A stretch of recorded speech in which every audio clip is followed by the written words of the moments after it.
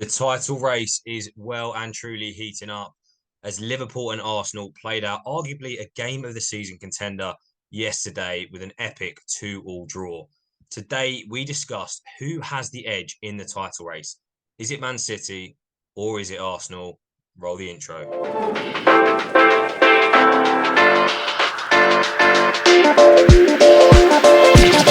Hello and welcome back to the Lost in Possession podcast.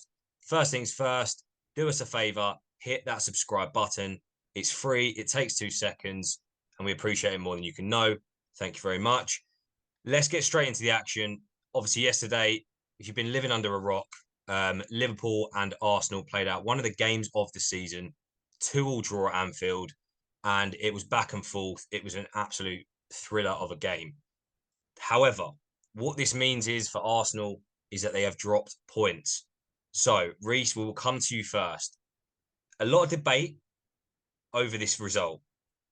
Obviously, a 2-0 up. Is this a case of points dropped, or is this a case of just another point away from City? How are you feeling after that result? If you ask most people at the start, would you take a point before the game, then they would have taken it. However, if you want to challenge for a title, you can't go 2-0 up and throw it away to 2-2, and could have been worse if Salah would have converted his penalty. So I get the argument. I know everyone knows where I stand on who's going to win the title anyway, but I think, that if you look at the end of the game, some of the players' reactions, that clearly looked like 2 points dropped to me. Jamie, how do you feel as a City fan? Is that yes, they've dropped points, or is that what could have been? We needed them to drop points in anyway, whether it was a loss or a draw, to now put it back in our hands. So I'm happy on that point. But when you look at the last sort of like 20 seconds of that game, I don't know how Canute has not scored that chance. Where I think if he's headed it or put it with his foot, it gets a little bit more power and it creeps over the line. But Ramsdale's made a fantastic save. So it is a bit of what if that's another point dropped, and that gives even more pressure on us, because then we wouldn't be ahead on goal difference if we win our game in hand and beat Arsenal. So that's where sort of a point more drop for Arsenal would have been better. But at 2-0 down, I think I put it in our chat. I think it's over. Like, I think Arsenal won this, and Liverpool weren't going to score another, and then they did. I did say I was so glad to be wrong. I just think the main take of that is Arsenal have done this for the past 2 seasons now, where they've done well at Anfield, but it comes down to one error from a player. And last season, I think it was Arteta, the manager, got the crowd riled up. This year was Xhaka. Xhaka's been. It's sort of like it's a foul, but sometimes it's not given, just in cases of refs making slight mistakes. This isn't a big one. It's his reaction to go then and kick out at Trent. Why do it when you're 2-0 up and cruising? That, I feel like, was just such a massive mistake that you can probably get away with it at most other grounds, but doing it at Anfield is just stupid. And then them getting the goal 2 minutes later, it just sort of was like, I don't know what it was. It's sort of like, I don't know if it's his mentality, Xhaka alone, or it is something that, because you've seen Zinchenko react at Everton and things like that. It's more, is there a slight mentality issue of trying so hard that you go off your own head? Yeah, I was going to say, I think it's hard. Like, a lot of it probably is just human nature. Like, if a player pushes you in the back out of nowhere, your natural instinct in that moment is going to be to turn around and try and push him back or get aggressive. So it's a weird one with Xhaka, because if it was anyone else, you probably wouldn't blame them, because it's Xhaka and he's got this history of sort of, anger or being a bit naive. I think as a result of that, plus then the timing of the goal, obviously being, I think it was literally 90 seconds later, it's an easy point to blame and go, oh, Xhaka got the crowd riled up. But I think on balance of the game, like, at two when it was 2-0 Arsenal before Liverpool scored, it honestly had the feel of a 3-4-0 win to Arsenal. And I think, although Reece, you're right, you would have probably taken a point before the game. I think you're 2-0 up at Anfield, you're looking good, and you're looking like you're going to win it 4-0, and then you end up almost lucky to get a point. So I think in isolation, looking at it like that, it's got to hurt Arsenal. It really has got to hurt Arsenal. Yeah, it would. I mean, you got to argue, like, first of all, like, City and Man U couldn't go to Anfield and get anything. So there's a bonus there. Yeah. Arsenal took them to the draw. But I've said before, Arsenal don't do well with crowds that get in your face. The crowd get in their face. What happens? They throw the two goals. They just can't cope with that. Yeah. And that's why they're disappointed. In fair enough. But like, really, did you honestly think you're going to come to Anfield and win? With the mentality they've shown in these sorts of games? Of course not. They're disappointed, but now they've put themselves under pressure because they've got to beat West Ham next week. That's another example of a ground that will get in their face when the big boys come to town, and they're going to struggle with that again. And this is the worst bit that's going to hurt a lot of fans now, is because now is the time where it starts to go wrong. And I just don't get, it's just how Premier League football works. David doesn't beat Goliath. I've said this before, and I'll say it again. It's exactly how it is.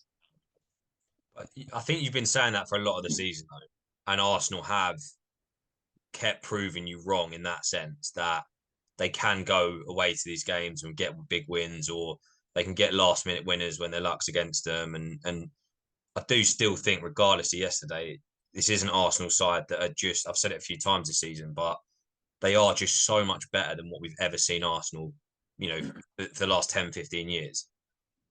They do just seem to have that edge, that better work rate, whatever it is, that they can go. Obviously, bad example in this case because they were 2-0 up, but we've seen so many times this season when they've gone a goal down, they bounce back straight away.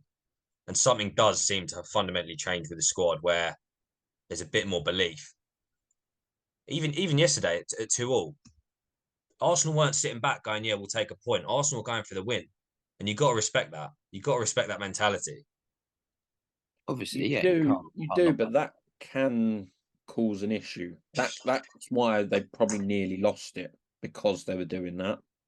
Obviously, they did nearly win it on the counter-attack after that, and if it was just a slight better pass, we'd be talking about a great Arsenal win in the last sort of seconds of the game. But the one thing I don't actually agree with is taking the draw before the game, because of how poor Liverpool have looked, especially if you looked against the City game.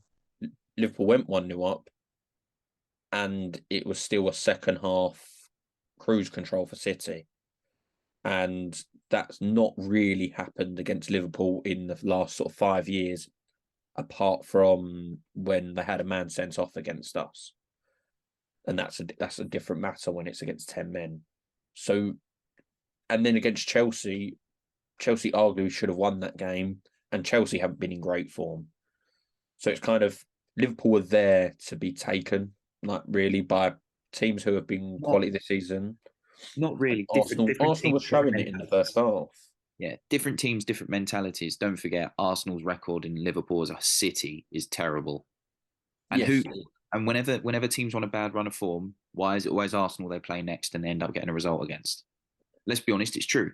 So of course Liverpool are going to be like, we can get this here. If it's the Emirates, different story, because they'd probably be more nervous. But it's a completely different mentality and ability and mindset. But I think before the game, I don't think you just settle for a draw because of how bad they've been.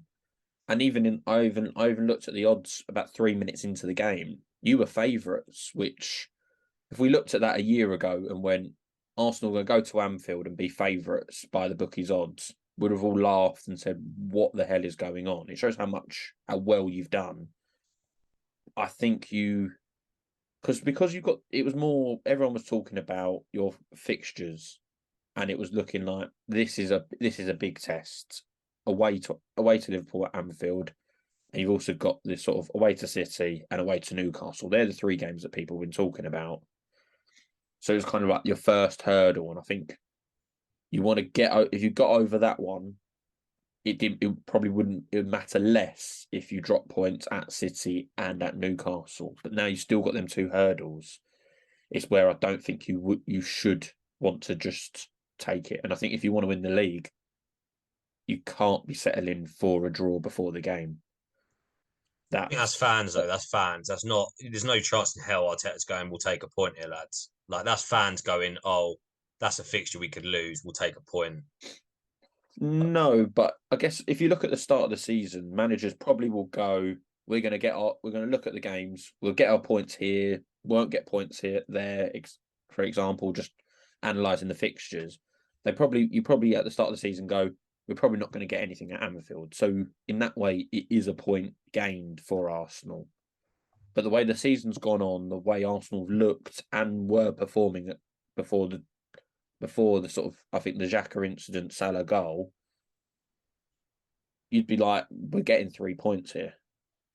And then even in the second half, it wasn't like Arsenal were bad. Liverpool were getting up for it with just the sort of excitement of the crowd. So I still think it is 2 points dropped just for how good you were for the first 40 minutes. And I think you had a free kick by the corner flag, and Neville was talking about the third for you, not even considering a Liverpool goal kind of thing.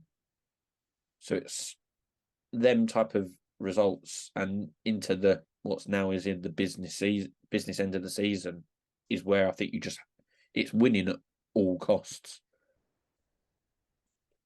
Yeah, I think. Go on. No, go on. I was going to say, I think as well, the stats we've not mentioned. I think after the game, when you look at the stats, I think Liverpool had 21 shots, which is the most Arsenal faced all season.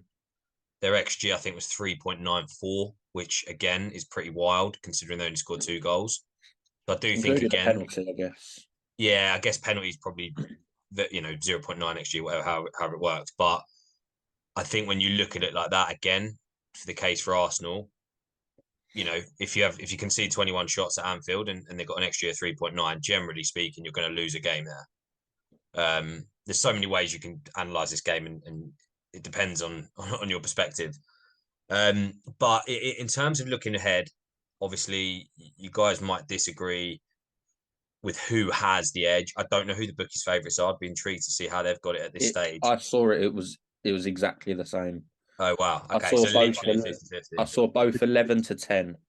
The data has shown as well that if it's in terms of statistics, City have a 52% chance, and Arsenal have, I think it's 48. Wow. Okay, so it literally is as tight as you can call it at this stage. Coin toss, kind of. Obviously, yeah. Arsenal are 6 points clear. City have a game in hand. Let's look ahead of their fixtures now. Let's actually get into this and analyse who actually has a better chance of winning based on the fixtures. Reece, we'll come back to you. Where are you looking? I know you've mentioned West Ham, but let's be fair, West Ham are absolutely useless at the minute, and you're going to win that game. What other fixtures are you eyeing up as potential red flags for Arsenal? Bloody all of them. Let's be blunt. Let's be blunt here. Like where West you're Ham, playing. Come on. If there's one team West Ham love up in their game against, it's against Arsenal. All right, that's problem number one. Then they've got to play Southampton fighting for their lives. All right, and they need to hope that Southampton are just going to rely on home games because they're going to cause a problem just like Bournemouth did. Then it's Man City away. Let's be honest, that's done. Chelsea at home, we don't know what Chelsea are going to turn up. Newcastle away, they need to hope that Newcastle have qualified for Champions League by then, because if Newcastle have got something riding on it, their fans are going to be up for that. That's exactly what they don't want. Proved it last year. Just repeat the video from last year as to why I said they wouldn't get top 4, and it will say the same thing. Then they've got Brighton. I mean, you know my opinions on Brighton. I think it's a flash in a pan thing, and I think De Zerbi is a flash in a pan thing. But Brighton have upset Arsenal at the Emirates before. But again, you need to hope that Brighton have got what they've wanted. Forest away, again, my word, like second to last game. Forest, you need to hope Forest have really got relegation, have avoided it or have been confirmed. And then Wolves at home, which I think isn't a massive issue. No disrespect to Wolves, but I think they're fine. So all of them, bar one or two, are all essential now. Like, and they're all like this, like the worst possible times to be playing them. On paper, you can say, "Oh yeah, look, you beat West Ham," but on paper, it never works. I don't think. Mentality. I said before, the mentality in the background between a game is the big thing. I said this last year with the top four thing, and everything that happened, and it's going to happen again. It's not a nice fixture list. They throw it away against West Ham, it's definitely done. Let's be honest, it's definitely done. But they've put themselves in this situation now, which, again, it's harsh to say that because they weren't expected to be there in the first place, but they've got the worst possible running out of the two. We'll talk about City, but I think there's only one potential banana skin for City. But we can talk about it. Well, yeah, I still feel like that's a little bit pessimistic, to be honest. Like, I don't care whether you're playing on paper or on grass. You're beating West Ham. They are absolutely answer me this. horrendous. Whenever there is a title race, not a team's already got it done, has the underdog ever come out on top? No.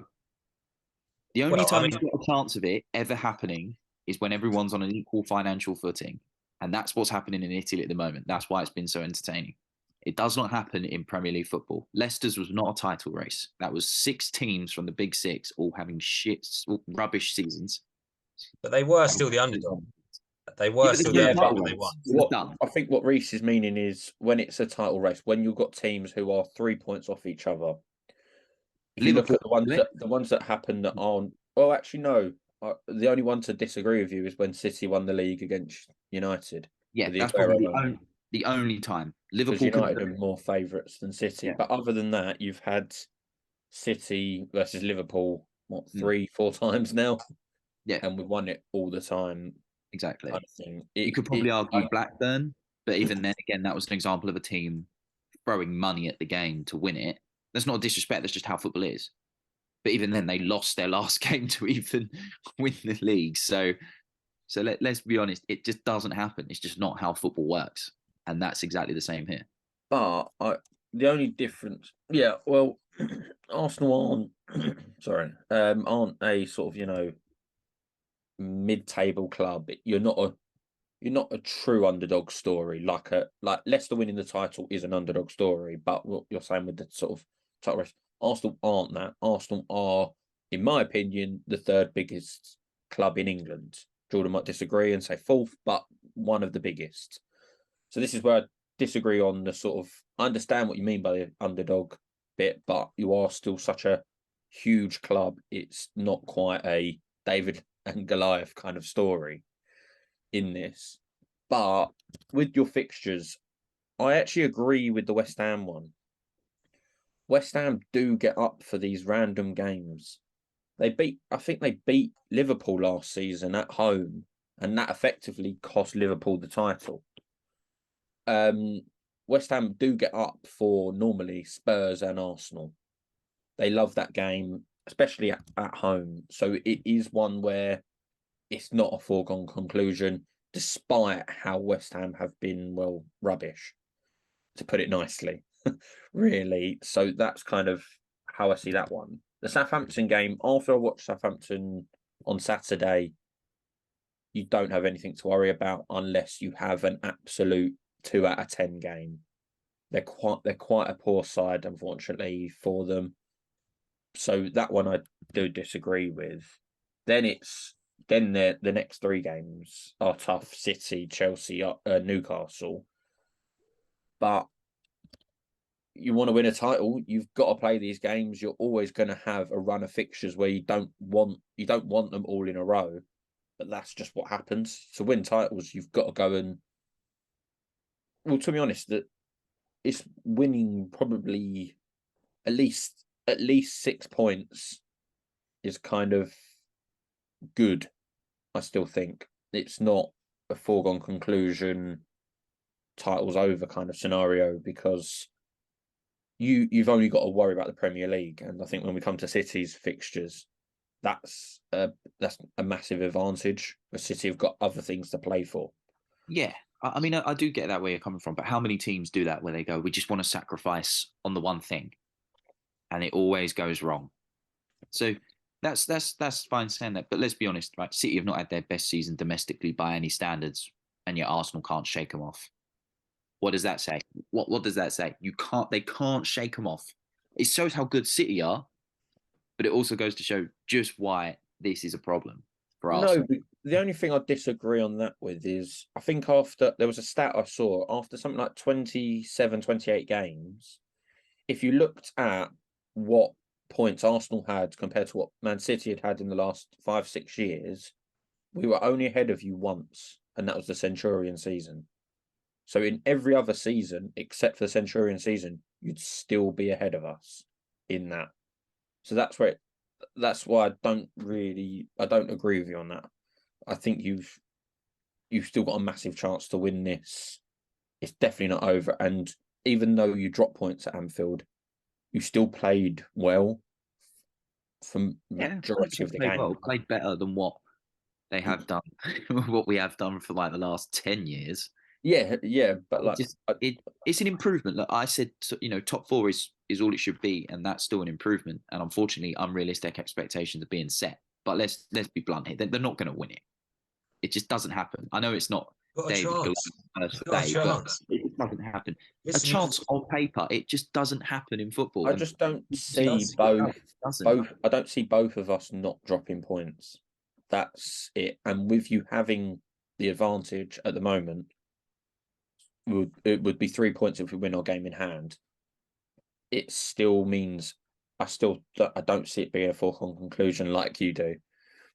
And I think a lot of Arsenal fans will agree, and a lot of City fans will agree. It's not over, but it's more once it comes down to the Etihad, that's when it could be over. If you drop a point like West Ham, that's when it's starting to go right. They're falling apart. It's Easter, Arsenal fall apart again. It's that kind of but I probably do back you to keep your winning run until the City game, and that just becomes the biggest game of the season for the title. You talk about Anfield, the game sort of on Sunday was the best game of the season probably so far. It's not the most important until the Etihad, and that's where I think it comes down to. But you've only got to not lose. You've got to remember that. You've still got, despite and Reece as well, like to kind of give Arsenal more credit. This is a City team with Haaland up front, who is breaking every record under the sun.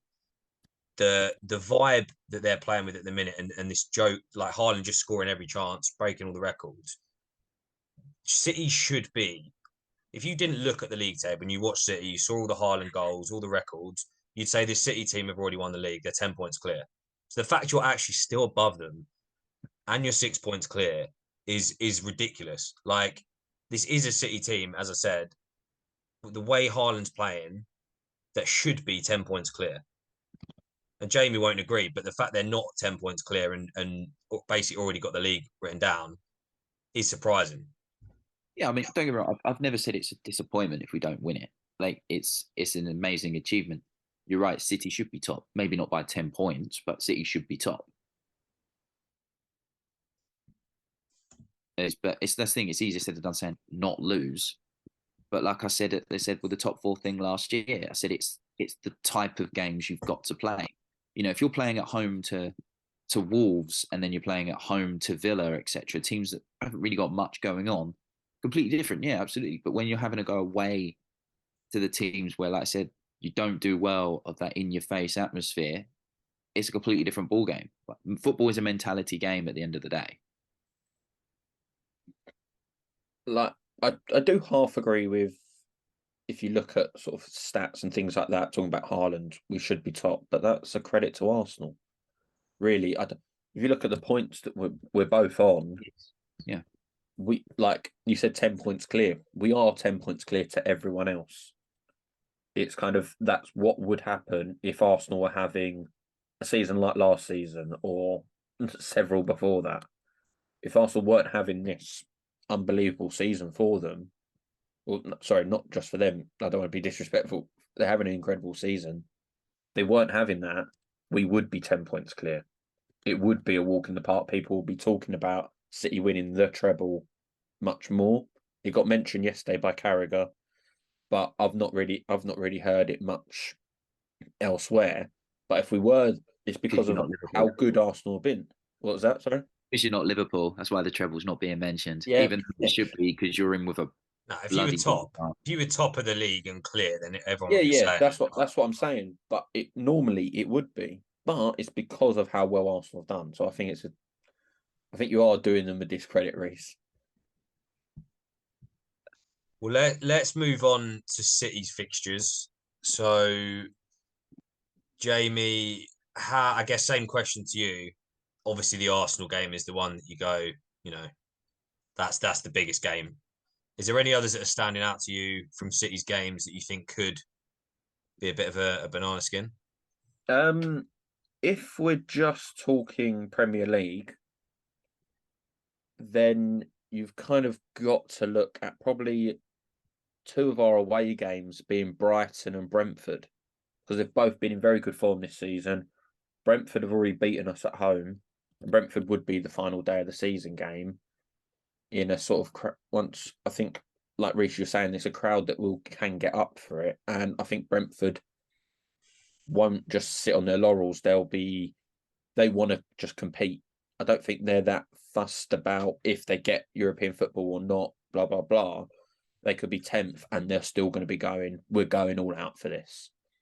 So I feel like that's going to be a tough one. The Brighton game needs to be rearranged somewhere. I think I've looked at the fixtures. It's possibly going to be before the Brentford game on the last week of the season. So we're going to possibly have Chelsea at home, Brighton away, Brentford away. It's not a nice final three fixtures. They're the ones I'd sort of be worried about. Everton away as well. Everton have been poor, but they do seem to turn up when City come round.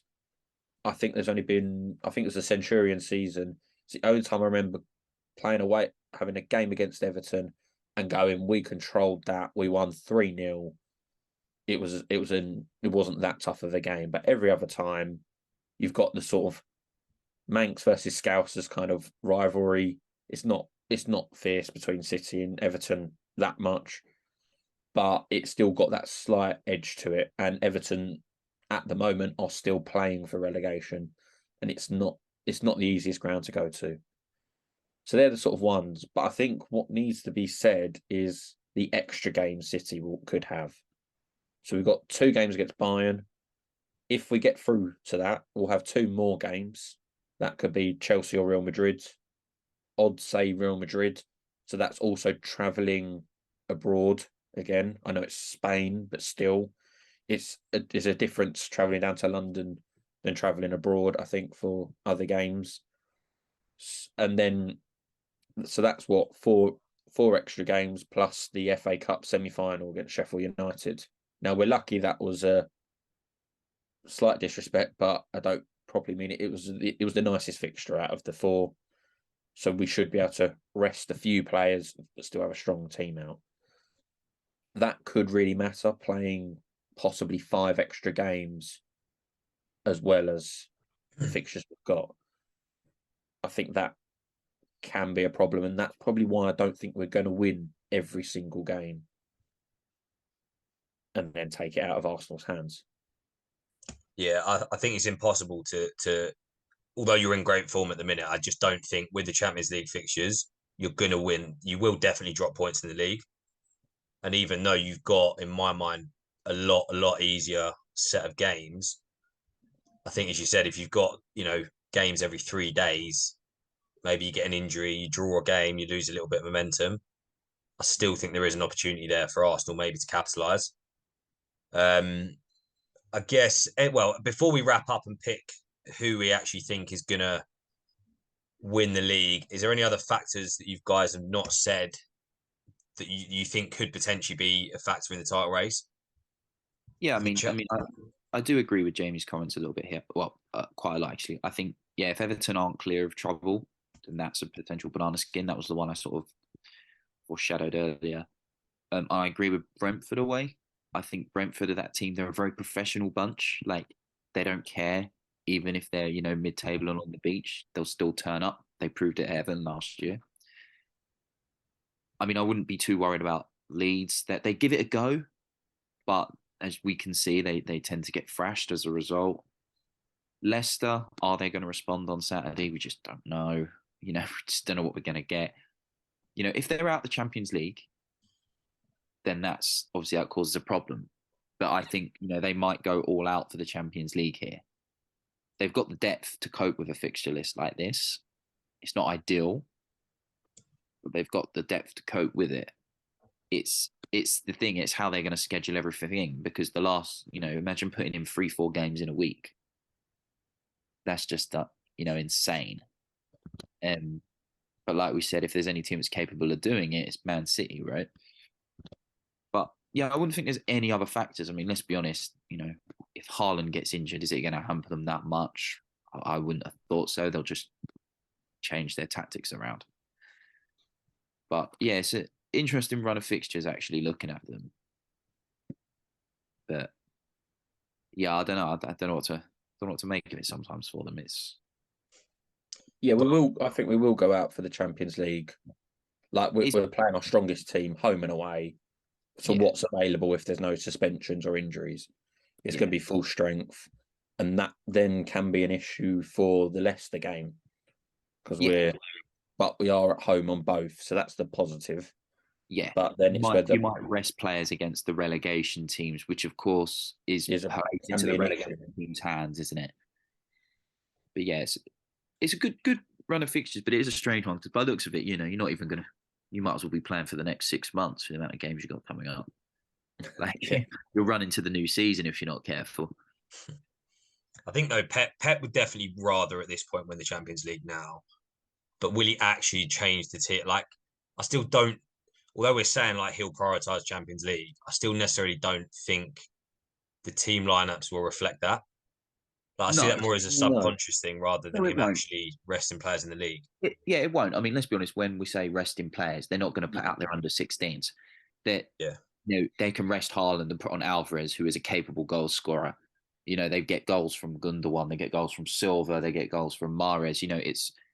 It's an insane amount of depth. So resting players for them is putting out a team that would still be a title contender for anyone else. So it's just how they go. They'll rest against Sheffield United. I'm sure of that. It's it's the other teams. Yeah, if they rest a few against Leicester, will Leicester use that to their advantage? And we don't know. All right. Well, before we wrap up, let's each pick who we think in this position will win the league. Jamie, we'll come to you first. No prizes for guessing your choice. No, it was coming a bit more worrying. The only time I started getting a bit worried about it was the Bournemouth game for Arsenal. Getting that last minute goal, I was like, they're just not dropping points here. Dropping points against Liverpool is no surprise, but it's still, I'm hoping it dampens. And after looking at their subs reaction when the full-time whistle went, they weren't happy. They looked a bit, I think deflated is probably a strong word for it, but they didn't look happy. I'm backing us. It's in our hands now. We've got to come to the Etihad, and I hope we continue our good form because we're looking very good now, hitting the form at the right time. So City to win it. Reece? The same team I said would win it at the start of the season. Same team I said would still win it in January. Same team would still win it after Bournemouth. It's still Man City. Right, well, I'm going to be different. And I'm going to say Arsenal because of quite a few reasons. But City will want to win the Champions League. I can see a scenario where they finally get the job done this time. I do think, as I've said before, I said it quite a lot this season, this is a different Arsenal side we are watching. We've not seen this for so long, and they keep doing the things that title-winning sides do. They sign players who come in and just play unreal, and they just find their form straight away. They get last-minute winners, Bournemouth, Aston Villa away, Man United, consistently last-minute winners. It's something we've seen City do for years and years and years, and everything about this Arsenal side feels different. You're going to Chelsea, you're beating us. You're going to Spurs, you're battering them. You're going to Liverpool away, looking unreal. everything for me feels different about this Arsenal team, and I cannot believe I'm saying it, but I do think somehow you will do the impossible and win the league. Well, there you have it. As always, everyone, let us know your thoughts in the comments on YouTube, Instagram, TikTok as well. But as always, like, comment, and subscribe. You know the drill.